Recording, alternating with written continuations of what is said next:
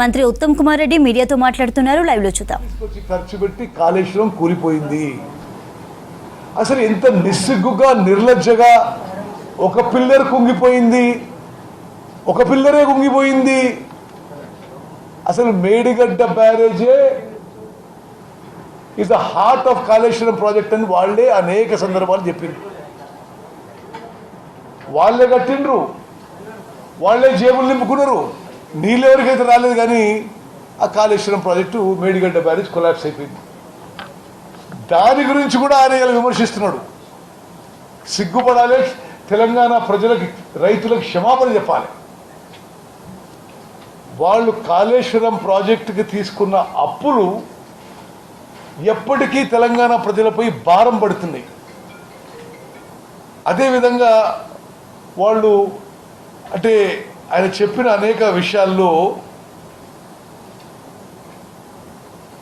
Kaleshwaram project ఏమో కూలిపోయింది, పాలమూరు రంగారెడ్డికి 27,500 కోట్లు వాళ్ళు ఖర్చు పెడితే ఒక్కెకరం కూడా కొత్త ఆయకట్టు ఇవ్వలేదు, అనుమతులు ఏమీ రాలేదు, వాటర్ అలొకేషన్ రాలేదు.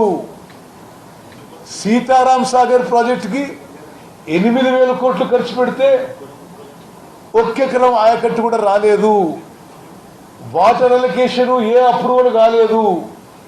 మేము దానికి ముందుకు తీసుకుపోయి ఇప్పుడు దానికి final water allocation TSC approval మేము తీసుకొచ్చే చివరి దశలో ఉంటే మేము చేసినాం అంటున్నాడు ఆయన. ఇప్పుడు సమ్మక్క సారక్క బ్యారేజు కట్టిండ్రు, కానీ దానికి కనీసం ఆయకట్టు కూడా ఐడెంటిఫై చేయలేవాళ్ళు. ఛత్తీస్గఢ్ నుంచి ఎన్ఓసి తెచ్చుకోలే. అవి కూడా మా హయాంలోనే జరుగుతున్న విషయం కూడా నేను మనవి చేస్తున్నాను.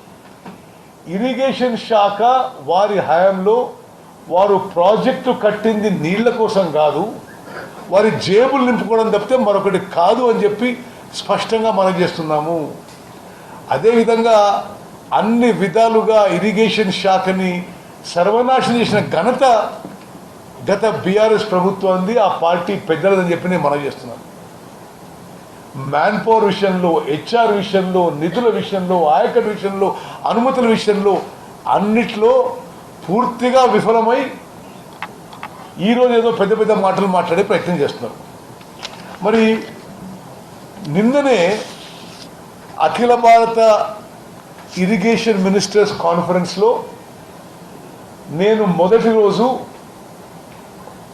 ఆడ భారతదేశంలో భారత ప్రభుత్వం యొక్క కేంద్ర మంత్రి సిఆర్ పాటిల్ గారు, కార్యదర్శి దేబశిష్ ముఖర్జీ గారు, మొత్తం కేంద్ర ప్రభుత్వం అధికారులందరూ, అన్ని రాష్ట్రాల ఇరిగేషన్ మంత్రులు, కార్యదర్శుల వచ్చే సందర్భంగా నేను 18కి ఫుల్ ఫ్లెడ్జ్ పవర్ ప్రజెంటేషన్ ఇచ్చిన అందరికీ. తెలంగాణలో ఏం జరుగుతుంది, ఏమవుతుంది, ఇప్పుడు మాకు ఏమేం కావాలి సెంట్రల్ గవర్నమెంట్ నుంచి. నిన్న ఉదయం నేను ప్రత్యేకంగా అపాయింట్మెంట్ తీసుకొని ఒక గంట సేపు డీటెయిల్గా సిఆర్ పాటిల్ గారితో, దేబశిష్ ముఖర్జీ గారితో మాట్లాడి తెలంగాణ రాష్ట్రం విషయంలో అనేక విషయాల్లో ఒక ముందడుగు వేయడం జరిగింది. ఆ విషయం నేను ముందు మీకు చెప్తా. కృష్ణా నదీ జలాల్లో మాకు అన్యాయం జరుగుతుంది, ఆంధ్రప్రదేశ్ ఎక్కువ నీళ్లు తీసుకుపోతుంది, మీరు కేఆర్ఎంబి ద్వారా కానీ మీరు డైరెక్ట్గా ఇంటర్వ్యూన్ అయి కేంద్ర ప్రభుత్వం యొక్క బాధ్యత తెలంగాణకి కృష్ణా నదీ జలాల్లో అన్యాయం చేయకుండా చూడాల్సిన బాధ్యత మీ ఉందని చెప్పి నేను నిన్న మొన్న మరి పూర్తిగా ఈ పనిలోనే చెప్పడం జరిగింది.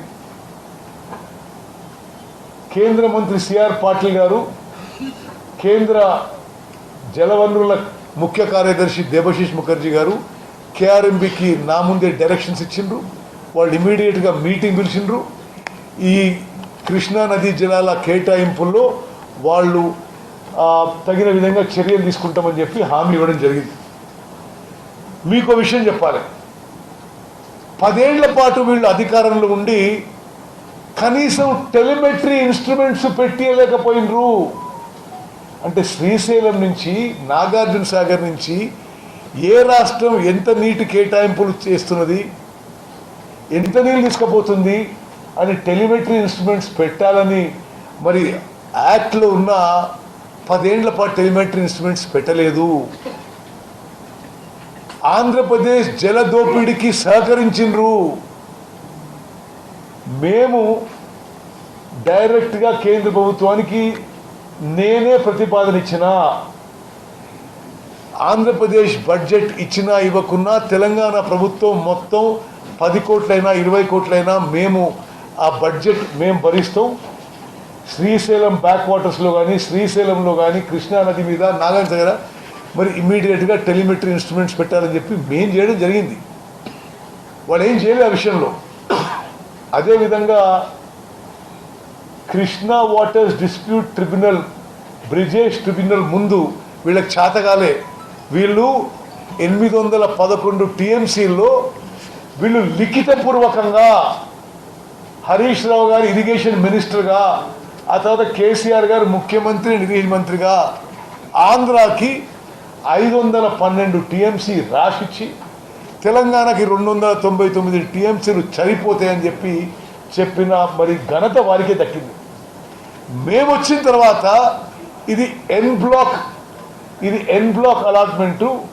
ఇది మేము వాళ్ళు 10 ఏళ్ల పాటు ఒప్పుకున్న ఈ కృష్ణా నదీ జలాల వాటా కేటాయింపులో వాళ్ళు తెలంగాణకి అన్యాయం జరిగే విధంగా మరి గత ప్రభుత్వంలో పెద్ద మనుషులు ఒప్పుకున్న తర్వాత 10 ఏళ్ల పాటు లిఖితపూర్వకంగా మా ప్రభుత్వం వచ్చిన తర్వాత లేదు, ఇది మేము యాక్సెప్ట్ చేయము, తెలంగాణకే 550 టీఎంసీలు రావాలి, మీరు మిగిలిన ఆంధ్రాకి ఇవ్వండి అని చెప్పిన ఘనత మా ప్రభుత్వానికి, మా పార్టీది, మా ముఖ్యమంత్రి గారిది, మాది అని చెప్పి మనం చేస్తున్నాం. ఇది ఇట్స్ ఆన్ రికార్డ్ మీలో. అండ్ మా వాదన KWT2 బ్రిజేష్ ట్రిబ్యునల్ యాక్సెప్ట్ చేసి ఇప్పుడు ఆ వాదన మొదలుపెట్టింది. అదేవిధంగా నేను మీకు ముందు చెప్పినట్టుగా అసలు ఇంకో విషయం, నేను నిన్న కేంద్ర మంత్రి గారికి కేంద్ర ముఖ్య కార్యదర్శి గారికి కలిసి ఈ కృష్ణా వాటర్స్ డిస్ప్యూట్ ట్రిబ్యునల్ 2 ఏదైతే ఆంధ్ర తెలంగాణకి కేటాయింపులు చేయాలనో మీరు ఆ బ్రిజేష్ ట్రిబ్యునల్ రిక్వెస్ట్ చేసి మరి అది పూర్తి కేటాయింపుల విషయంలో 6 నెలల్లో తీర్పు వచ్చే విధంగా మీరు తగిన చర్యలు తీసుకోవాలని చెప్పి కూడా విజ్ఞప్తి చేయడం. అదేవిధంగా Palamuru Rangareddy lift irrigation scheme వాళ్ళు ఇప్పుడు పూర్తి చేసి ఉంటే అసలు ఉమ్మడి మహబూబ్ నగర్ జిల్లాకి అద్భుతంగా ఉండేది. వాళ్ళ అసమర్థత వలనో చాతకాంతరం వలనో నిర్లక్ష్యమో మరొకటో వాళ్ళ పనులు పూర్తి చేయకనే ఈరోజు తెలంగాణలో ప్రత్యేకంగా ఉమ్మడి మహబూబ్ నగర్ జిల్లాకి ప్రాబ్లమ్స్ వస్తున్నాయి, సమస్యలు వస్తున్నాయి. PRLSకి వాళ్ళు 27,500 కోట్లు ఖర్చు పెట్టి 1 ఎకరం ఆయకట్టు ఇవ్వలే, అనుమతులు లేవు, వాటర్ అలొకేషన్ లేదు, ఒక్క చుక్క వాటర్ కూడా పాలమూరు రంగారెడ్డి లిఫ్ట్ ఇరిగేషన్ స్కీమ్కి వాళ్ళ టైంలో ఒక్క చుక్క నీళ్లు కూడా అలొకేట్ కాలేదు. మేము ఆ విషయాన్ని తిరిగి మొత్తం మొదటి నుంచి ప్రారంభించినాము. సీతారాం సాగర్కి 67 టీఎంసీల మా కృషి వల్ల వాళ్ళ టైంలో 8,000 కోట్లు ఖర్చు పెట్టిండ్రు, 1 ఎకరం ఆయకట్టు రాలే, మరి ఏ అనుమతులు లేవు. సీతారాం సాగర్ మేం చేసిన గత 15 నెలల కృషి వల్ల మరో నెలలో మేము అన్ని అనుమతులు, వాటర్ అలొకేషను, TSC అప్రూవల్ ఇస్తామని చెప్పి నిన్న నాకు కేంద్ర మంత్రివర్యులు కేంద్ర కార్యదర్శి హామీ ఇచ్చారు.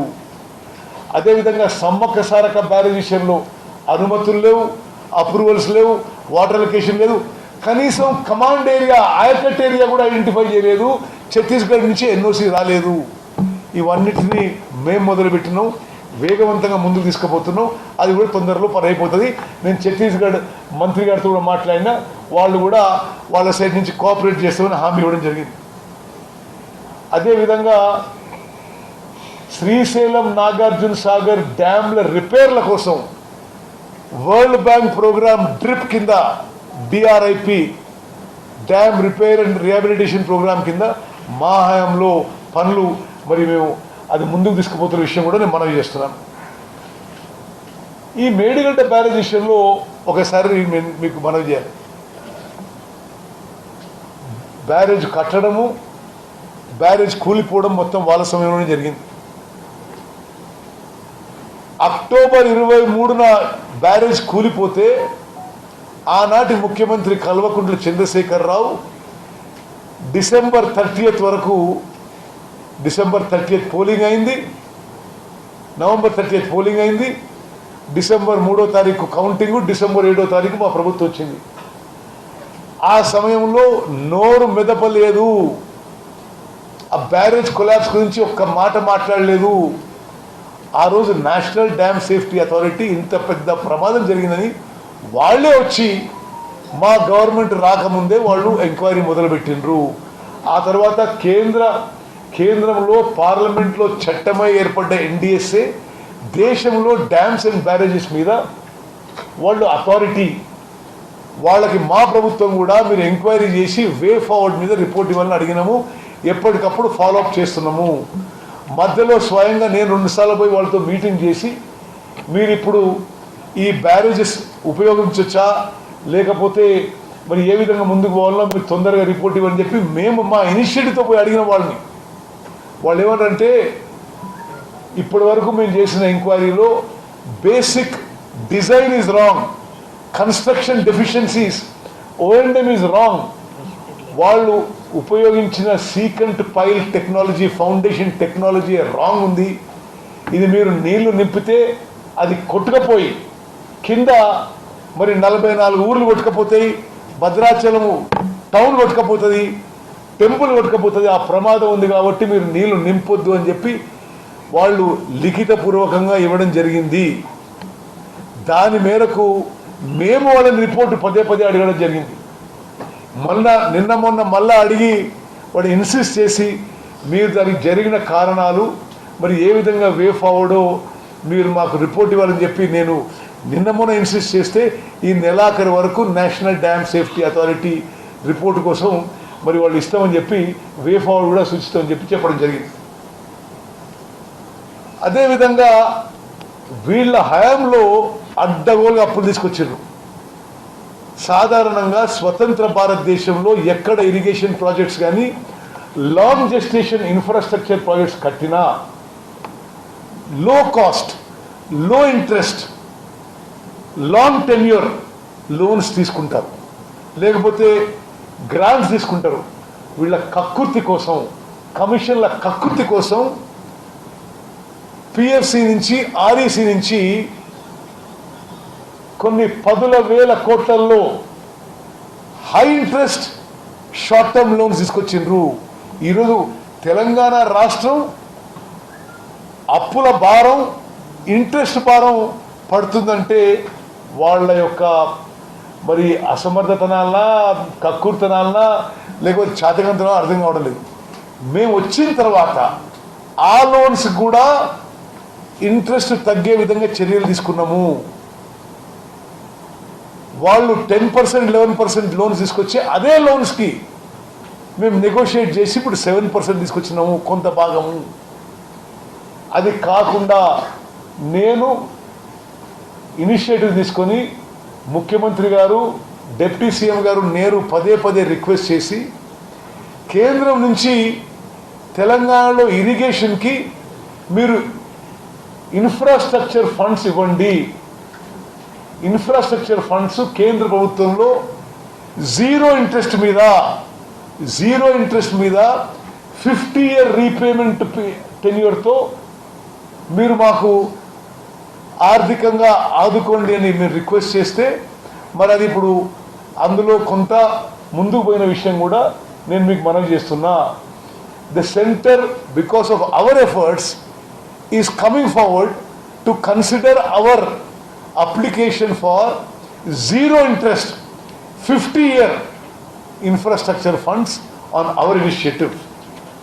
మరి మిత్రులారా, ఇది మేము చేస్తే వాళ్ళేమో ఎప్పుడు అడ్డగోలుగా మాట్లాడడం, ఏది పడితే అది మాట్లాడడం.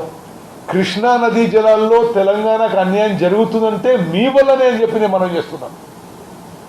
మీ వల్లనే శ్రీశైలం బ్యాక్ వాటర్ నుంచి మీరు మరి జగన్మోహన్ రెడ్డి గారితో మీరు విందులు విలాసాలు బిర్యానీలు చేసుకొని హలాయిబలై చేసుకొని మీరు అతన్ని పోతిరెడ్డిపాడు సామర్థ్యం పెంచనిచ్చిండ్రు, మీరు రాయలసీమ లిఫ్ట్ ఇరిగేషన్ పెంచనిచ్చిండ్రు, మీ హయాంలో ముచ్చుమరి కెపాసిటీ పెరిగింది.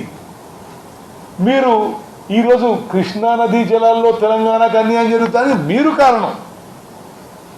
నేను కొన్ని అంకెలతో సహా వాళ్ళు చెప్పింది ఏ విధంగా మరి ఎంత దుర్మార్గంగా ఏదో బదనాం చేయడానికి మాట్లాడుతున్నారో మీకు కొన్ని ఫిగర్స్ ముందు ఇస్తా. అంతకుముందు ఉమ్మడి ఆంధ్రప్రదేశ్లో మలయాళ మూచుమర్రి పోతిరెడ్డిపాడు కలిపి అంతకుముందు కాంగ్రెస్ ప్రభుత్వంలో 10 ఏళ్లలో 727 టీఎంసీలు అవుట్ సైడ్ శ్రీశైలం రిజర్వాయర్ నుంచి అవుట్ సైడ్ ద బేసిన్ తీసుకపోతే ఈ గొప్ప టీఆర్ఎస్ ప్రభుత్వంలో నీళ్లు నిధులు నియామకాలని స్లోగన్ మీద అధికారంలో వచ్చిన వాళ్ళ టైంలో 1200 టీఎంసీలు తీసుకుపోయినరు. శ్రీశైలం రిజర్వాయర్ నుంచి అవుట్ సైడ్ ద బేసిన్ తీసుకుపోయినరు. ఇది మీరు చాలా జాగ్రత్త వినాలి. ఉమ్మడి ఆంధ్రప్రదేశ్ కంటే ప్రత్యేక తెలంగాణ రాష్ట్రంలో ఎక్కువ నీళ్లు శ్రీశైలం రిజర్వాయర్ నుంచి basin outside the basin తీసుకుపోయినరు. ఇది వీళ్ళ ఘనత. మరి ఇప్పుడు వెంకటరెడ్డి గారు నాకు గుర్తు చేస్తారు, ఎస్ఎల్బిసి టనల్ వర్క్స్ పూర్తిగా దాన్ని పడబెట్టిన వర్క్స్ మొత్తం మేము వచ్చిన తర్వాత వెంకటరెడ్డి గారు అమెరికా పోయి ఆ కంపెనీతో మాట్లాడి కొత్త బేరింగ్ తీసుకొచ్చి మళ్ళా పనులు మొదలుపెట్టి ఇప్పుడు ఎస్ఎల్బిసి టనల్ పనులు మొదలుపెట్టినాం. కృష్ణానదీ జలాలు శ్రీశైలం కిందిని తీసుకోవడానికి 30 టీఎంసీలు తీసుకోవడానికి 3 లక్షల ఎకరాలు మరి fluoride affected tribal areas backward place of నల్గొండకి ఎస్ఎల్బిసి టనల్ పనులు మొదలుపెట్టిన 100% మా హయాంలో ఎస్ఎల్బిసి టన్నులు పూర్తి చేస్తాము. అది నేను హామీ ఇస్తున్నా. Next slide. అదేవిధంగా వీళ్ళు ఎంత గొప్పగా పరిపాలించిందంటే 10 ఏళ్ల అధికారంలో ఉండి 1.81 lakh crores ఖర్చు పెట్టి 10 ఏళ్ల అధికారంలో ఉండి 1.8 lakh crores ఖర్చు పెట్టి వాళ్ళు అడిగిందే 299 టీఎంసీ తెలంగాణకి. ఏ సంవత్సరం కూడా 199 టీఎంసీల కంటే ఎక్కువ వాడలేదు. అంటే ఎంత దుర్మార్గంగా ఎంత తెలంగాణకు అన్యాయం జరిగిందో వాళ్ళ హయాంలో ఈ ఫిగర్ నుంచి తెలుస్తుంది. నెక్స్ట్. మరి ఆన్గోయింగ్ ప్రాజెక్ట్స్ వాళ్ళు పూర్తి చేసి ఉంటే ఎస్ఎల్బిసిలో 40 టీఎంసీలు, కల్వకుర్తిలో 40 టీఎంసీలు, నెట్టంపాడులో 25 టీఎంసీలు, పాలమూరు రంగారెడ్డిలో 90 టీఎంసీలు, డిండిలో మనం 30 టీఎంసీ డిండి ప్రాజెక్టు మనబెట్టినరు. మళ్ళా మేము అధికారంలో వచ్చి ఏదో డిండి ప్రాజెక్టు మొదలుపెట్టిన విషయం నేను మీకు మనవి చేస్తున్నా. ఆన్గోయింగ్ ప్రాజెక్ట్స్ వాళ్ళు పూర్తి చేసి ఉంటే ఈ ఆన్గోయింగ్ ప్రాజెక్ట్స్లోనే 225 టీఎంసీలు కృష్ణానదీ జలాలు ఉపయోగపడేవి. 25,64,500 ఎకరాలకి తెలంగాణలో నీళ్ళకి కృష్ణానదీ జలాలు వచ్చేవి. ఇది కూడా ఏమీ చేయలేవాడు. నెక్స్ట్. కంటెంప్లేటెడ్ ప్రాజెక్ట్స్లో దీనికి కూడా ఏమీ చేయలేదు. మేము ఈరోజు పనిచేస్తున్నది అలొకేటెడ్ 299 టీఎంసీ, ఆన్గోయింగ్ 220 టీఎంసీ, అదేవిధంగా కంటెంప్లేటెడ్ 206 టీఎంసీ. మొత్తం మేము 731 టీఎంసీ కృష్ణానదీ జలాలు తెలంగాణకి తెలంగాణ రైతులకి రావాలనే విధంగా ముందుకు పోతూ 64 లక్షల ఎకరాలకి ఆయకట్టుకి నీళ్ళు రావాలనే ప్లాన్తో మేము ముందుకు పోతున్నాము. నెక్స్ట్.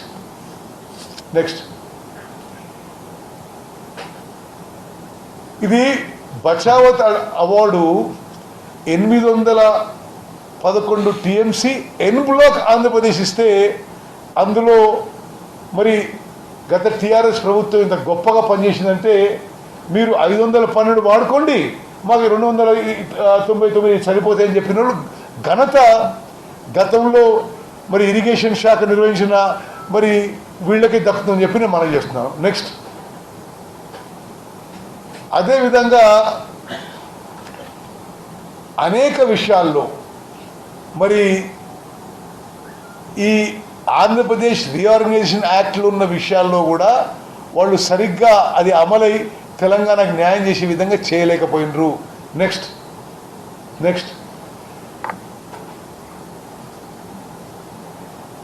ఇది అడిషనల్ టర్మ్స్ ఆఫ్ రెఫరెన్స్ తీసుకొచ్చి KWTT2కి మా హయాంలోనే ఇది యాక్సెప్ట్ చేసి సుప్రీంకోర్టులో స్టేలో రాకుండా మరి ఆ ట్రిబ్యునల్లో కూడా మా వాదన వినిపించి ఈ మొత్తం 811 టీఎంసీ మొత్తం అలాట్మెంట్ విషయంలో రీకన్సిడర్ చేయాలని మరి కొత్తగా హియరింగ్ మొదలుపెట్టింది మా హయాంలో అని చెప్పింది మనం చేస్తాం. నెక్స్ట్, మీకు అంటే పదే పదే వాళ్ళు చెప్పే అబద్ధాలను ఎక్స్పోజ్ చేయడానికి మీకు చెప్తున్నా. అంటే డేట్స్ అండ్ టైం అండ్ ఎవరు సంతకం పెట్టినని 18th and 19th June 2015కి ఉమ్మడి ఆంధ్రప్రదేశ్కి అలకేట్ అయిన 811 టీఎంసీలో ఆంధ్రప్రదేశ్కి 512 ఇచ్చేయండి, తెలంగాణకి 299 సరిపోతాయని చెప్పి ఒప్పుకున్న ఘనత గతంలో టీఆర్ఎస్ ప్రభుత్వం ఉందని చెప్పి మనం చేస్తున్నాం. నెక్స్ట్, అదే కాదు, మళ్ళీ next year 21st, 22nd June 2016 మళ్ళా పోయి అదే ఒప్పుకున్నారు వీళ్ళు.